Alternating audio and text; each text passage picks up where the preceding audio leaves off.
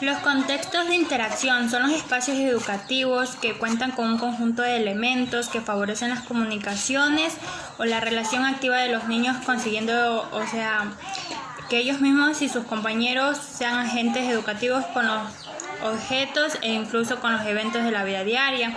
De esta manera, un contexto de interacción es rico cuando permite a los niños un mayor número de posibilidades para interactuar con el mundo cultural y social que los rodea. Los juegos que les permiten ejecutar las capacidades de pensar desde la perspectiva del otro, de elegir, tomar decisiones, de seguir reglas y de asumir consecuencias. Los relatos les ayudan a argumentar sus propias ideas y comprender y respetar las ideas y creencias y los sentimientos de los demás. La cooperación, el trabajo de un equipo solidario. Para saber si la situación de un contexto de interacción, usted puede preguntarse: ¿la situación permite la interacción de los niños con otros niños y consigo lo mismo? O ¿la situación permite la interacción de los niños con los agentes educativos? La situación permite la interacción de los niños con los objetos del entorno. La situación permite la interacción de los niños con los eventos cotidianos o novedosos. Conceptualizaciones. La conceptualización puede considerarse como una representación abstracta y simplificada de lo que cada persona sabe sobre un tema o el mundo en general, y que por alguna razón desea representar. En realidad, esta presentación que se realiza es lo que la persona sabe, y en ella se expresan conceptos desde el punto de vista de las relaciones verbales con otros conceptos y sus representativos ejemplos, con relaciones jerárquicas que amplían el establecimiento de un objeto para una o más categorías. El contexto de aprendizaje. El papel de la escuela en los últimos años ha sido cambiado. La emergencia de los espacios no formales de aprendizaje con extensiones y alternativas a las formas tradicionales de enseñanza ha configurado de algunos modos las formas de entender el aprendizaje de las personas. En este abordaje considera que las personas aprendan en múltiples contextos y diversas situaciones, por lo que se describen los diferentes tipos de contextos de aprendizaje formal, no formal e informal. Así nos lo cuenta Rocío Belén en su artículo Contextos de aprendizaje. El aprendizaje formal se refiere al aprendizaje que se lleva a cabo dentro de un proceso institucionalizado, secuencial y estandarizado, llevado a cabo desde las escuelas, institutos o universidades, atendiendo a unos objetivos didácticos con una duración determinada y que concluye con un proceso de evaluación y certificación. El aprendizaje formal es intencional desde la perspectiva del aprendiz. El aprendizaje no formal es el que se lleva a cabo en cualquier actividad educativa organizada y sistemática realizada fuera del sistema educativo reglado y sin que haya una voluntad certificadora expresa. No obstante, tiene carácter estructurado. De nuevo, existe una intencionalidad por parte del aprendiz. Buenos días, mi nombre es Jessica Escarlego de Quiñones y yo les voy a hablar sobre la evaluación del parcial. Primero que nada, la evaluación del parcial generalmente consiste que cuando las materias son anuales, los profesores evalúan en dos partes: los conocimientos aprendidos por sus alumnos.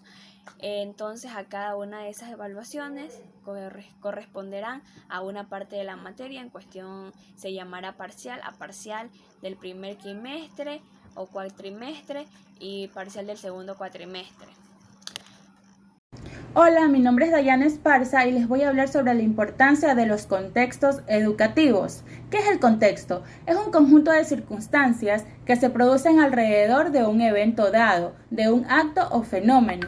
El contexto puede ser interpretado de muchas perspectivas en la educación, como el contexto familiar, que es el contexto con el que el niño se familiariza y aprende de forma permanente cómo enfrentarse a los pequeños retos de la vida.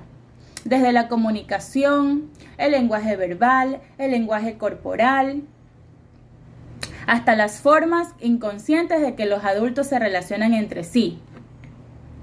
Tenemos también lo que es el contexto escolar. El ambiente del aula, la composición de la estructura del sitio al que asisten de forma diaria para educarse. Suele ser el segundo contexto de la enseñanza más significativo.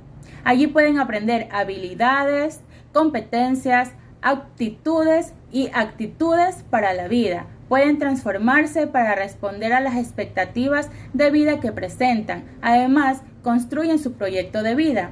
También tenemos lo que es el contexto social. En el contexto social representan las características, las costumbres y las bases morales que predominan alrededor del colegio. Contextos sociales muy violentos terminan afectando a la escuela, exponiendo a grandes riesgos a cualquiera de los integrantes de la comunidad educativa. El contexto social circundante a la escuela afecta de manera significativa las familias y por ende a la escuela. También tenemos otro tema que son los actores educativos en los escenarios pedagógicos.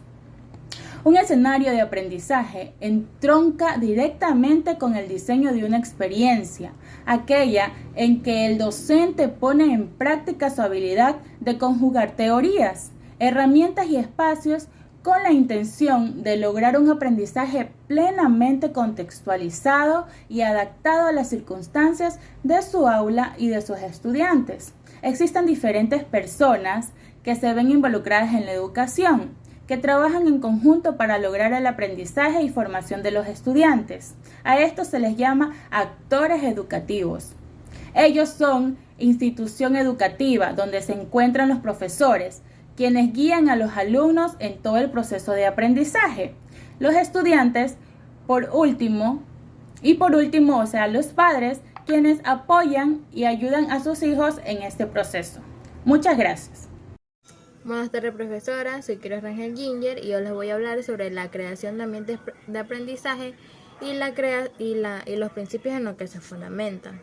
Ya, los ambientes de aprendizaje son el conjunto de elementos y actores, es decir, docentes y estudiantes que participan en un proceso de enseñanza y aprendizaje, en una sociedad de constante evolución. ¿Ya? El ambiente de aprendizaje debe facilitar a los estudiantes las condiciones necesarias para descubrir, comprender y asimilar los temas educativos. Los espacios de aprendizaje deben proporcionar a los estudiantes elementos esenciales que propicien una enseñanza que estimula el desarrollo de habilidades y competencias valiosas para toda la vida, para lo largo de su vida. Consideramos que un ambiente de aprendizaje está conformado por 4 componentes fundamentales. Dentro de esos 4 componentes fundamentales está lo que es la información, la interacción, la producción y la exhibición. ¿Ya? Dentro de este conjunto de conocimientos se requiere saber el alumno, los saberes que debe tener en cuenta. Dentro de este espacio también se ubican las indicaciones que el docente da a los alumnos para hacer más eficiente el proceso de aprendizaje. ¿Ya? Estas son el trabajo en equipo, la individualidad, la investigación y etc. Para la creación de adecuados ambientes de aprendizaje es importante tomar en cuenta los siguientes elementos: la organización espacial, o sea, la organización del espacio, la dotación y disposición de los materiales para el aprendizaje, la organización para propósitos especiales. Dentro de lo que es la creación de los ambientes de aprendizaje, también tenemos lo que son las dimensiones en las cuales se caracteriza el ambiente. Está la dimensión física, que ella se integra por todo aquel elemento material que permita construir, alimentar y organizar el ambiente. La dimensión funcional, que como su nombre lo indica, esta se refiere a la manera de utilizar los espacios. La dimensión temporal, que es la organización del tiempo y los momentos de utilización de los espacios, son los protagonistas en esta dimensión. Y la dimensión relacional, que esta dimensión abarca todas las demás dimensiones, ¿ya? Anteriores, ya que hace referencia a las relaciones que se crean en los ambientes de aprendizaje en el aula, partiendo de la organización del ambiente de aprendizaje y la participación activa de los actores, que en esto vendrían a ser los estudiantes. De igual manera, les voy a hablar sobre la interacción en el aprendizaje. La interacción en el aprendizaje es una parte primordial en el proceso de enseñanza y aprendizaje, valga la redundancia. Realmente la interacción que existe es una experiencia educativa. Es la que define la manera en que el alumno aprende con respecto a los contenidos, sus compañeros y al docente. Es decir, la interacción puede ser alumno-contenido, alumno-alumno y docente-alumno. Interacción contenido-alumno. Esta parte es esencial, ya que es el encuentro entre el alumno y los materiales los cuales va a necesitar, como puede ser las lecturas o cualquier información instructiva que se haga para que el alumno aprenda sobre el tema. Es un punto detallado para que éste mismo reflexione, indague y cree esquemas mentales a partir de una interacción más profunda, que por ejemplo se puede dar a través de la lectura pasiva.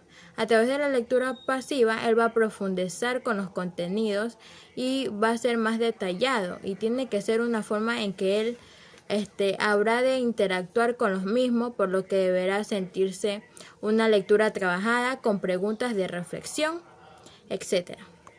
Interacción docente-alumno. Esta parte es esencial, ya que siempre es motivante para una cultura donde la figura del docente y su opinión intelectual es apreciada. Ya se ve reflejada en la interacción del facilitador con sus alumnos. Los momentos más pertinentes cuando se dan instrucciones, se guía en el proceso de aprendizaje y se expone un tema concreto. Se explica o se ejemplifica, se crean nexos, se hacen preguntas y reflexiona. Se plantean esquemas, se organizan actividades o se da retroalimentación a la participación, tareas o trabajos del alumno. Interacción estudiante-estudiante. Es una parte primordial dentro del enfoque, ya que promueve la construcción del conocimiento. Surge en el momento en el que los alumnos interactúan entre sí para llegar a conclusiones, crear, evaluar, formar juicios, indagar y solucionar problemas y llevar a cabo otros medios de aprendizaje cooperativo.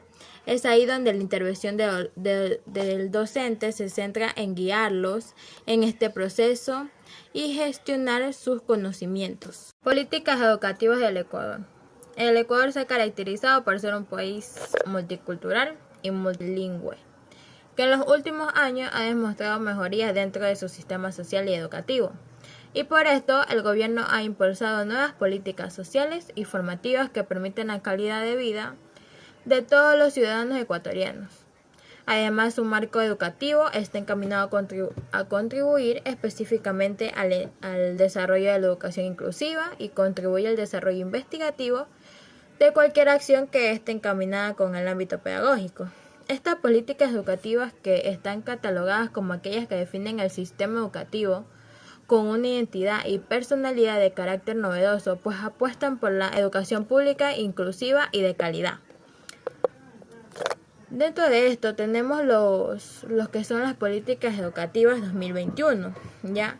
El Ecuador tiene como compromiso cumplir con los estándares de calidad, los cuales están propuestos en las metas educativas. Para ello tienen por objetivos cumplir lo siguiente: reforzar y ampliar la participación de la sociedad en la acción educativa, lograr la igualdad educativa y superar toda forma de discriminación en educación, aumentar la oferta de educación inicial y potenciar su carácter educativo, universalizar la educación primaria y la secundaria básica y ampliar el acceso a la educación secundaria y superior, mejorar la calidad de la educación y el currículo escolar, favorecer la conexión entre la educación y el empleo a través de la educación técnico-profesional, ofrecer a todas las personas oportunidades de educación a lo largo de toda la vida, fortalecer la profesión docente, ampliar el espacio iberoamericano del conocimiento y fortalecer la investigación científica, invertir más e invertir mejor, evaluar el funcionamiento de los sistemas educativos y del proyecto Metas Educativas 2021. Es muy importante conocer acerca de las políticas educativas, ya que ellas nos permiten llevar a cabo los diferentes procesos educativos que son fundamentales para el adecuado desarrollo de la educación inclusiva y de calidad. El tema que yo les voy a hablar es sobre el impacto de la política educativa. Las políticas educativas marcan las principales pautas que rige el sistema educativo de un país. y por tal motivo tienen un impacto significativo, tanto en el quehacer de las escuelas, sus equipos de gestión y sus docentes.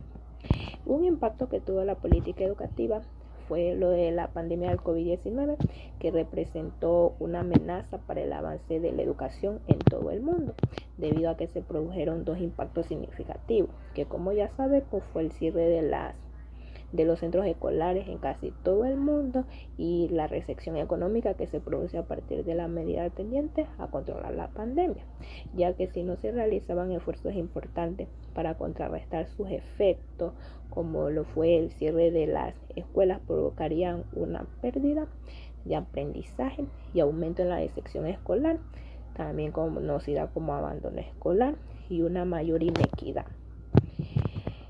Sin embargo, ellos optaron por estrategias como lo fue este plan de COVID, que tiene como objetivo continuar con las actividades académicas de los educandos desde sus hogares, y el documento también que contempla varias acciones didácticas que los docentes deben trabajar bajo la modalidad a distancia. Políticas educativas para la primera infancia.